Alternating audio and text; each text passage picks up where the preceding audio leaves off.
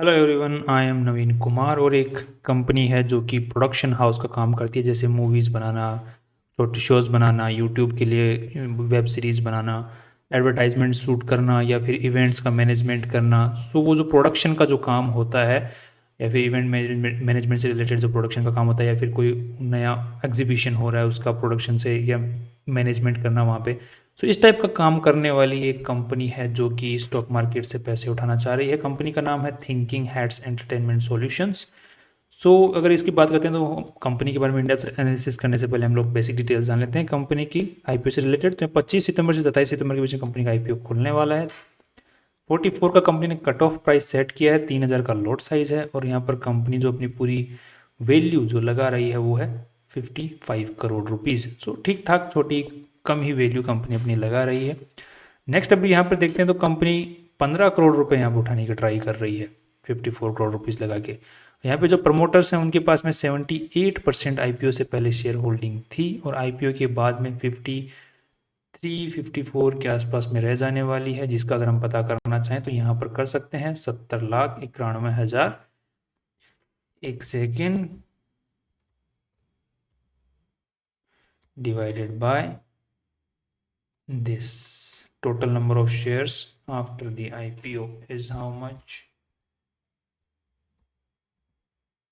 तो यहाँ पे 57% का शेयर होल्डिंग आईपीओ के बाद में रह जाने वाला, जो कि ठीक ठाक है जिस तरीके से कंपनी का आईपीओ से पहले शेयर होल्डिंग है। सो ज़्यादा कुछ अपने स्टेक यहाँ पर नहीं दे रहे हैं, कंट्रोल कंपनी में प्रमोटर्स का ही रहने वाले आईपीओ के बाद में भी।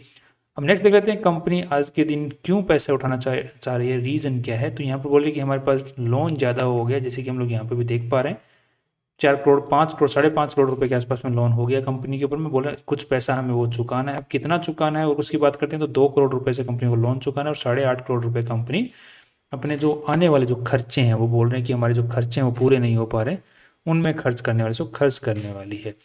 जैसे कि करंट लोन हो गया जो कि इसी साल चुकाना है, वो लोन चुकाना जो है इस वर्किंग कैपिटल का ही पार्ट होता है।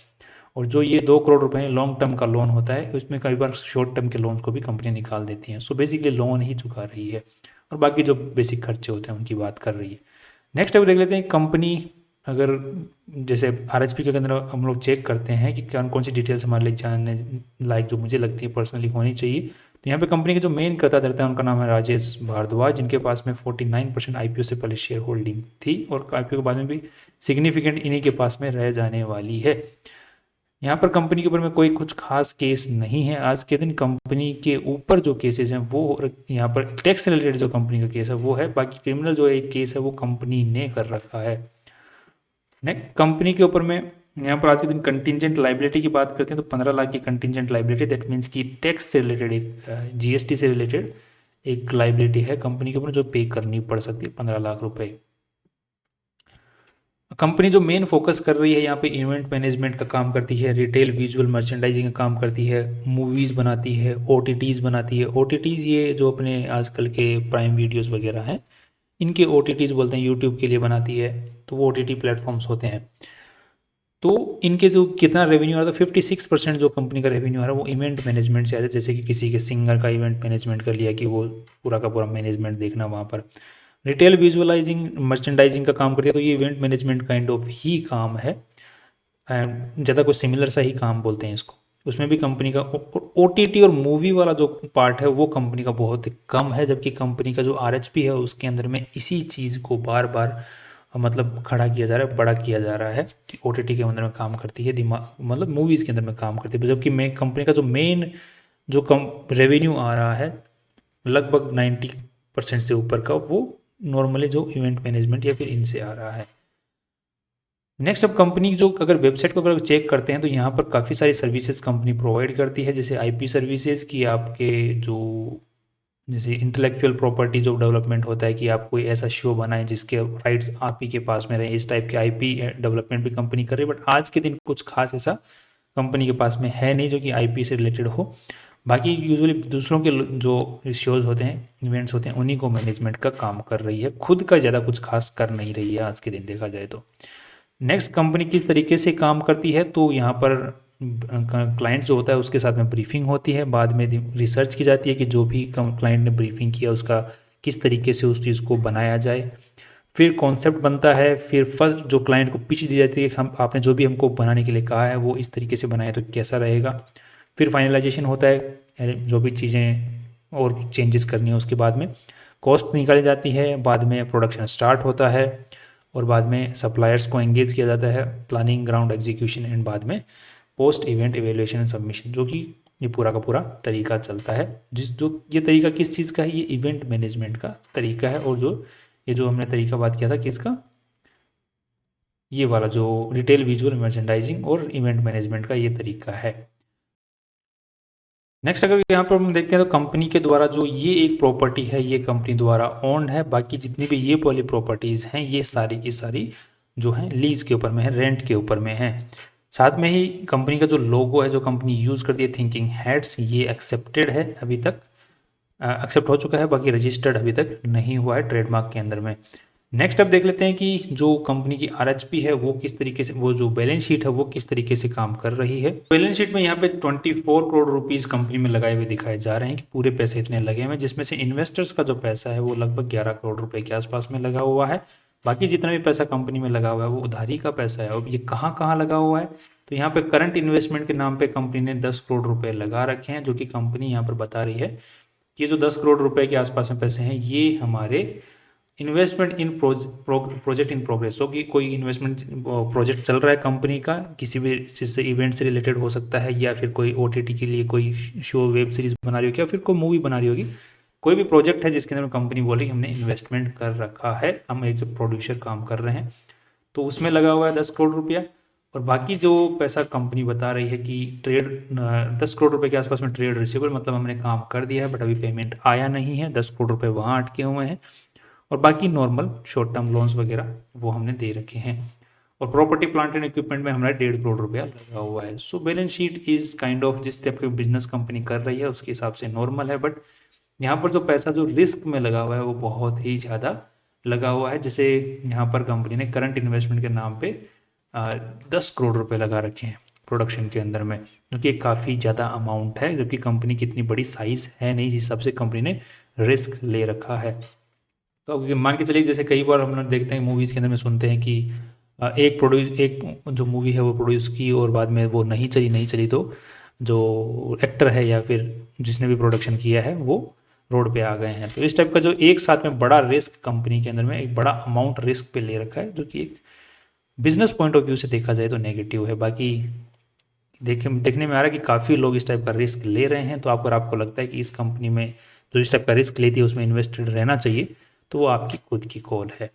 साथ में अगर कंपनी की हम रेवेन्यू की अगर बात करते हैं तो पिछले साल के मुकाबले इस साल थोड़ा सा इंक्रीज देखने को मिल रहा है, लगभग 25% के आसपास का, जबकि 2022 के मुकाबले यहाँ पर 2 गुना से भी ज़्यादा रेवेन्यू हो गया है। और नेट प्रॉफिट की अगर बात करते हैं तो यहाँ पर 3 करोड़ रुपए कंपनी ने नेट प्रॉफिट निकाले हैं, और जो कि पिछले साल के मुकाबले लगभग यहाँ पर 50% का इंक्रीज है नेट प्रॉफिट में। और जबकि 2 साल पहले का अगर देखा जाए उसके अकॉर्डिंग कंपनी का यहाँ पर नेट प्रॉफिट में 9 टाइम्स का इंक्रीज है। That's huge. नेक्स्ट अब देख लेते हैं कि कंपनी का कैश फ्लो क्या बोल रहे हैं। तो कैश फ्लो के अंदर में जो ऑपरेटिंग प्रॉफिट्स हैं वो पॉजिटिव आ रहे हैं, और जहाँ पर पॉजिटिव तो आ रहे हैं बट यहाँ पर करंट लाइबिलिटीज़ के नाम पर कंपनी ने कुछ ऐसी लाइबिलिटीज़ हैं जो कि करंट है, जो कि कंपनी को पे करनी है, वो अभी तक पे नहीं करी है, जबकि वो कंपनी के पास में पैसा पड़ा हुआ है। तो पे करने वाला जो काम है वो पहले कर दें और बाद में कैश बचे तो बात मज़े की हो, बट यहाँ पर करंट लाइबिलिटीज़ बची हुई हैं जो पे नहीं की, उसकी वजह से कैश फ्लो जो है वो यहाँ पर पॉजिटिव हो रखा है। अगर वो पे कर देंगे तो फिर पॉजिटिव नहीं रहेगा। और पिछले साल भी अगर पॉजिटिविटी देखते हैं तो ट्रेड्स पेएबल और साथ में अगर हम लोग करंट लाइबिलिटी की बात करते हैं तो इन दोनों की वजह से ही पॉजिटिव रहा है, क्योंकि अगर कैश नहीं आ रहा है हाथ में तभी तो कंपनी को बार बार लोन लेना पड़ रहा है कैश को मीट करने के लिए, अपने जो ओब्लिगेशंस होते हैं मैंडेटरी जो ओब्लिगेशंस हैं उनको मीट करने के लिए लोन लेना पड़ रहा है। तो एक kind of cash flow positive तो है, बट इतना अच्छा वाला पॉजिटिव नहीं है। साथ में एक बार थोड़ा सा हम कंपेयर करके भी देख लेते हैं जो ऑलरेडी लिस्टेड कंपनियां जो इसी सेक्टर में काम करती हैं, इवेंट मैनेजमेंट से रिलेटेड काम करती हैं। जैसे एक कंपनी का नाम है ई फैक्टर मोटिव एक्सपीरियंसेस और दूसरी का नाम है इंस्पायर फिल्म्स। सो पहले हम पीवी और पीवी रेशियो निकाल लेते हैं कंपनी का जो आईपीओ लेके आई है इसका। एंड उसके लिए अगर बात करते हैं तो यहाँ पर 3 करोड़ रुपए कमा रही है, 54 करोड़ रुपीज़ की वैल्यू लगाई है, तो उस हिसाब से देखा जाए तो कितना 18 का पी रेशियो निकल के आता है। 18 का पी रेशियो को हम लोग अगर कंपेयर करते हैं इसके साथ में, तो इसका 19 का पी रेशियो है, इसका 17 का पी रेशियो। अगर इनमें मैनिपुलेशन नहीं चल रहा है, नहीं। और ई फैक्टर में देखते हैं तो इसमें भी काइंड ऑफ मैनिपुलेशन चलता हुआ नहीं दिख रहा है, नॉर्मल कंपनी चल रही है। अब इसके साथ में हमने पी से कंपेयर तो कर लिया, बट इसका क्या रेवेन्यू किस टाइप से चल रहा है उसको भी एक बार चेक कर लेते हैं। तो इसका रेवेन्यू जो है वो इंक्रीजिंग की जगह डिक्रीजिंग ऑर्डर के अंदर में है। और इस ई फैक्टर वाली कंपनी का भी एक बार देख लेते हैं, क्योंकि जिस कंपनी के साथ हम कंपेयर कर रहे हैं उसकी खुद की क्या हालत चल रही है। तो इसका इंक्रीजिंग ऑर्डर क्या है, दैट्स फाइन। तो हम ई फैक्टर के साथ में ज़्यादा कंपेयर करने की कोशिश करेंगे, तो इसके मुकाबले कंपनी ठीक ठाक कमाई कर रही है। साथ में ही अगर हम लोग एक चीज़ और देख लेते हैं, यहाँ पर पीबी रेशियो नेटवर्थ है 11 करोड़ की, और यहाँ पर जो 15 करोड़ रुपए मांग रहे हैं, तो 26 करोड़ डिवाइडेड 1 करोड़ के आसपास में खर्चा हो जाएगा, तो 25 करोड़, तो 2.2 के आसपास का पीबी रेशियो निकल के आ रहा है। जिसको कंपेयर करते हैं तो यहाँ पर इसका 6 का है, और इसके मुकाबले भी अगर कुछ देख लेते हैं तो यहाँ पे 1.36 का है। इसके मुकाबले हमारी मेन कंपेरिजन नहीं, हमारा मेन कंपेरिजन इसके साथ में है। सो बेसिकली देखा जाए तो वैल्यू ठीक ठाक कंपनी ने लगाई है, कमाई ठीक ठाक कर रही है कंपेरेटिवली जो लिस्टेड कंपनी है उनके मुकाबले, राइट। इसकी वो जो वैल्यू है वो 300 करोड़ की, और जो आईपीओ लिखी है उसकी कंपनी की 50 करोड़ है, तो साइज़ भी छोटी है। और काम भी कुछ अभी तक कुछ खास, अब फाइनल रिव्यू अगर बात करते हैं तो काम अभी तक कुछ खास किया नहीं है, क्योंकि कंपनी जो है वो कुछ जैसे कि भाई देख लेते हैं यहाँ पर 2013 में खुली हुई कंपनी है, और काम तो ठीक कर रही है, बट इतना कुछ खास बड़ा काम अभी तक नहीं किया है। छोटे मोटे जो इवेंट्स हैं वो मैनेज कर रहे हैं, इतना कोई बड़ा इवेंट अभी तक नहीं किया है, क्योंकि रेवेन्यूज़ में वो चीज़ झलक रही है, कुछ कुछ लिमिटेड अमाउंट के ही काम करें। सो अभी बड़े हो रही है, इनिशियल फेज़ के अंदर में कंपनी चल रही है। सो आई थिंक जो मैनेजमेंट है वो एक्सपीरियंस दिख रहा है। सो उसके हिसाब से लॉन्ग टर्म के हिसाब से देखा जाए तो एक काइंड ऑफ पॉजिटिविटी नज़र आ सकती है फ्यूचर में। और बल्कि जबकि जब इस गेम के अंदर जो मेन गेम खेल है वो आईपी का है, इंटेलेक्चुअल प्रॉपर्टी का है, कि हमने ये वाला शो बनाया, हमने ये वाला म्यूज़िक बनाया। जैसे आईपी के ऊपर में जैसे दूसरी कंपनी टिप्स इंडस्ट्रीज़ खेलती हैं, ये म्यूज़िक इंडस्ट्रीज जो खेलती हैं वो आईपी पे ही खेलती हैं।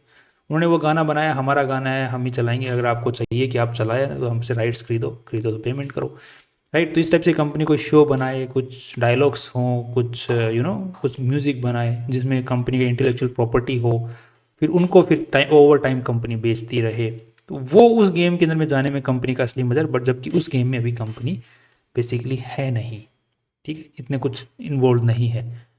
सो बहुत लॉन्ग टर्म के अंदर में हो सकता है उस गेम में आ जाए, बट फिलहाल के तौर के ऊपर में अभी नहीं है। So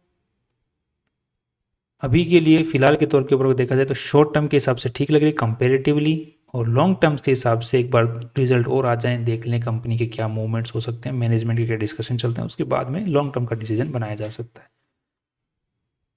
that's all. कल फिर मिलते हैं नई इंपॉर्टेंट वीडियो के साथ में। Finally see you tomorrow.